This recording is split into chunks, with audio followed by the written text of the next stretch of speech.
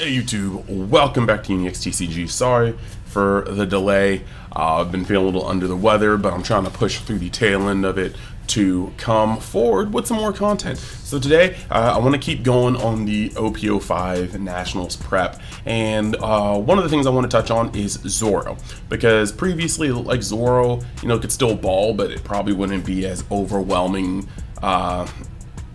in popularity as it was before. But now with Nami being taken off the ban list, as well as Curly on with a set of OPO5, we are going to be able to play this leader again. So this one's going to be a little different than the other ones because Zoro's been around since set 1 and has slowly evolved, with the exception of 04 where it just did not take any cards from red really, for the most part. So I would like to jump in, touch on this, talk about some of the things that give it even more power now that we're going in, but also talk about some of the dangers that OPO5 is going to put towards it. So with that being said, I do want to say that I want to set a like goal for this video of 100 as per usual lately, and then I also want to just say that if you haven't thought about it yet, now may be the best time to join the UniX fam. We're building, we're growing, we're doing more and more, and I can't wait to see what's in store the next couple months, going into 2024. So if you like the video, hit that subscribe button, comment, let me know your thoughts, and let's go into one quick announcement before we actually touch the meat and potatoes of the video. So as most of you guys have known, was watching these videos, I've been diving into a Patreon page. I do articles that are deep dives, way deeper than the 10, 15, 20-minute videos that I can put on to YouTube. And right now I'm doing their first giveaway. So currently we have an article on Blue Black Sakazuki from OPO5. We have an article from Purple Luffy, and then this Friday we'll be dropping an article on Red Purple Law, as well as a follow-up article on Sakazuki for some of its other variants. We're going to be putting up a poll to see what the next article is, but for the time being, I'm giving away 2 of these to my Patreon members. And so if you want to learn how to, just jump in on this, just visit the site. There's already a post on it, or contact me on Discord or anything, and we can talk about how you guys can win one of these 2. So yeah, now let's change the view, hop into this breakdown, and just talk about Zoro. So going into this, right, for the longest time now, set 1 with the 1-drops, Sunny-kun, Nami, these things. Set 2 introducing Makino, Magra, Curly, Zoro has been a monster of just being able to play bodies that replace themselves unless they whiff, and then he can boost those bodies to make neutral or higher swings against the leader. One of the things that kind of really scared this kind of thought though was going into OPO5. We have the main the main slayer of any Lobby strategy, both Law and Zoro. You have Rob Lucci coming out of OPO5. His ability to destroy a 2-drop or less and a 1-drop or less is just sitting there kind of gatekeeping anything that builds up boards of weenies, especially seeing is that because of Rebecca and Mancherry, there's a high probability that Rob Lucci never stays off the board in some capacity. If you don't destroy him, he's going to be able to pressure easily for 7 or higher with minimal Dawn investment. If you do destroy him, Rebecca and Mancherry can easily get him back to the hand so that he can wreak havoc on your board again. So with this card being in the format, it is much harder to maintain board presence and pressure against a deck like Sakazuki, which will be a lot of places in the meta. Now, against other deck lists, Zoro is still able to be a monster in terms of pressure and aggression. However, there are going to be a couple of cards that we do see in this upcoming format that do help Zoro change the tide, and I'm going to get into those right now.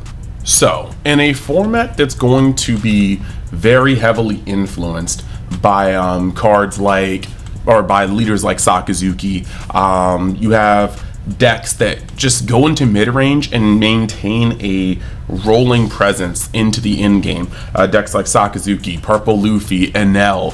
You even have decks that really capitalize on removal, such as Sakazuki or Red Purple Law. You have a lot of decks that make low to the ground presence and also trying to stick a pretty decent sized threat on board pretty haphazardous. However, the keyword that kind of does spit in the face of a format like this is Rush. The question is, how do people make Rush great, great, great? And the thing is, Red obviously has no shortage, but the Straw Hat package in general is now stronger than ever. When it comes to these cards, we have to talk about how the Rush package really does cement Red in a place where it may not be the most popular deck outside of Sakazuki, Purple Luffy, and L, things like that, but it definitely is still a force to be reckoned with. Right here we have Rush Zoro, and Rush Zoro is a card that can still be removed by most removal. Lots of triggers in the game are going to get out of it. Law can bottom deck it without any trouble whatsoever. Sakazuki can swing and then get rid of it with a plethora of cards. You have even Enel being able to thunderbolt it from life. You have Enel being able to thunderbolt it from hand. You have Yamato easily able to wipe it off the field. However, at the end of the day, Zoro is a low-cost rusher that can go neutral with your opponent's leader, and he will be able to do his damage. That's the whole point about Rush. Rush will do the damage before the card even gets to the point where it can be destroyed by your opponent. So when it comes to that, Zoro is still a necessary and very good asset in Red. Next, we're going to move over to Starter Deck Luffy. Starter Deck Luffy is also one of these cards that is just making its mark, even though it's been in the game since the beginning. The important thing about this guy is being a level 5, Sakazuki has to start using multiple cards to get rid of it. You have to Rebecca into Hina and then use the Hellhound to get rid of it. And even though one of those cards came from the grave, you're still using 2 cards to get rid of a 5 cost that has already come in, swung, and either taken on a blocker, cards from hand, or dealt a damage. Worse yet, in the case of Luffy, because you can put 2 Dawn in him to make him unblockable, lots of the times he will be assured damage or assured hand destruction versus Sakazuki, versus Enel, versus versus Purple Luffy, versus Red Purple Law. I don't even know how I caught that. That was kind of magical. I wish you guys could have saw that transference of hell. Anywho, the point is though, I do think that it's important to note that this card is just a very solid choice in the format. You have to go up the ladder a little bit to destroy it, to get it off the field, but it still does its damage being Rush, and it even has another effect in its ability to ignore blockers. Now, going further up the ladder, you've got Sanji. Now, Sanji is very cool because Sanji comes down and straight up says, on play, if your opponent has a character with 5,000 or more power, this character gains Rush during the turn. Now, granted, he is a 6 cost. He is 1 cost higher, and this is the thing that kind of a lot of people are comparing it from. There's pluses and minuses. He has conditional Rush, whereas Luffy costs 1 less and has unconditional Rush. However, Sanji also has counter power, so Sanji will never get stuck in your hand being useless if you don't need his Rush. That being said, Luffy has Rush from an empty board. Sanji does not. That being said, Sanji, while it has the same size attack and the counter power, he also doesn't have the ability to ignore blockers. So I personally feel like Luffy, I feel like they contest for the same slot, but I feel like I'd rather play Luffy. But that is just personally me. Sanji is still a card that, being a singular cost higher, yeah, Sakazuki's gonna have a different amount of cards to deal with it unless it's playing a flat out Mihawk. When it comes to Law can't just use something like Otama or something. Law has to use Gordon for both of these to get them down to the correct amount to move these, where Law would have to use like Otama, to get down to Zoro. Law has to use Gordon or Gamma Knife to get these down low enough to put at the bottom of the board. So, with the bigger cost, the bigger body, there's going to be different cards that do this. But we're going to now talk about the big boss that came in this set when it comes to the Rush package, and that is going to be Luffy. This Luffy from the starter deck that just came out, or the ultimate deck or the ultra deck, is one of the coolest parts about this. 10 costs are very special in the upcoming format. Why? Because with attack this high, Red Purple Law cannot hit the removal suite on this very easily at all. With attack this high, or with a cost this high, Black has a very hard time. You have to go through a fair amount of loops to get this down low enough.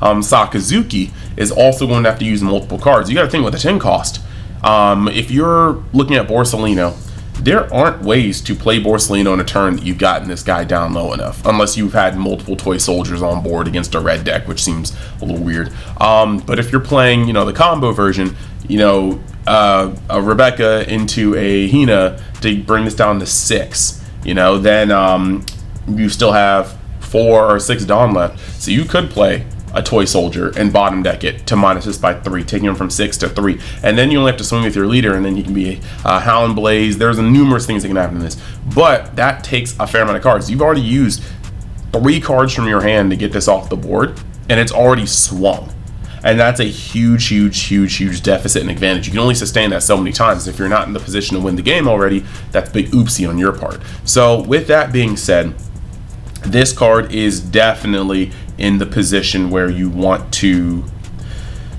get it off the board as quick as possible, but that's not as easy as it may seem. And the best part about his auto destroying on block is you can play this guy when you have an already established board, tap 10, play him, then swing with your entire board. If your opponent blocks once, his effect will proc and it'll blow up something. Puts your opponent in an incredibly weird position, and they have to play all out of sequence to avoid getting negged. And this is the best part about this card. Big pressure, rush, searchable by Nami, searchable by at 2 years, or 2 years at San Pelago. This card is searchable, it's a threat, it immediately affects the board, and even when it swings, it can affect the board past that by blowing up something. If they block and they have a Sakazuki, or sorry, Borsalino on board from OPO 5, that Borsalino can get blown up. That's insane. Block this, watch your Katakuri, your Big Mom 7, or your Enel get blown up. Now Enel has this replacement effect unless you have a Luffy on board, which this deck does run Luffy, so that's a whole thing. This is literally a Luffy card, so it's very interesting that this card just comes down, immediately swings, and can immediately affect the board. Past that, speaking of the Straw Hat engine being just infallible next set, you also have the myth, the legend, Diablo Jambe. Sorry, it has a bit of a glare here, but you have Diablo Jambe, and Diablo Jambe is also going to be just simply that card. Pay 1, make something unblockable, and when you pair it with cards like this, your opponent can have almost anything on the board, okay? Any blocker on the board. But if they are at 0 life and you have Luffy on board and you pair it with Diablo Jambe and then you put the rest of your Dawn on Luffy, making him a 20,000 unblockable, your opponent's just dying. Like, generally your opponent is just getting ended. And with this, I think that with the Rush package and the Diablo Jambe all being Straw Hat crew, Zoro is looking pretty good for Nats. Will he take it? Only time will tell. I've been very happy with my testing of him so far, but I do think that Zoro could be very prominent in a big way. I definitely think he's topping. Heck, if I go to One Piece Nationals, I expect to top with Zoro. I'm just saying. And I will be there. It's just a matter if this stupid waitlist thing is going to get me or not. But with that being said, I'm going to ask your thoughts. I want to know what you guys think of this, and we're going to shoot over to the Patreon side of this. So yeah, thank you, and I will see you in the next one. Like I said, if you like the video, like it, see if we can get to 100, share it with your friends if they have interest in Zoro, and check out the Patreon channel if you want to see articles about this game and soon to be others, deep dives to prepare you for Nats. So with that being said, I'll see you guys later. Have a great day. Alright, and as per usual, I just want to spend this moment to honor the people that give the extra little oomph to the channel to help support me in this endeavor. I appreciate each and every one of you, and I want to let you guys know that if you do decide to join the Patreon, you can get access to exclusive deep dive articles that are too long for me to put on YouTube.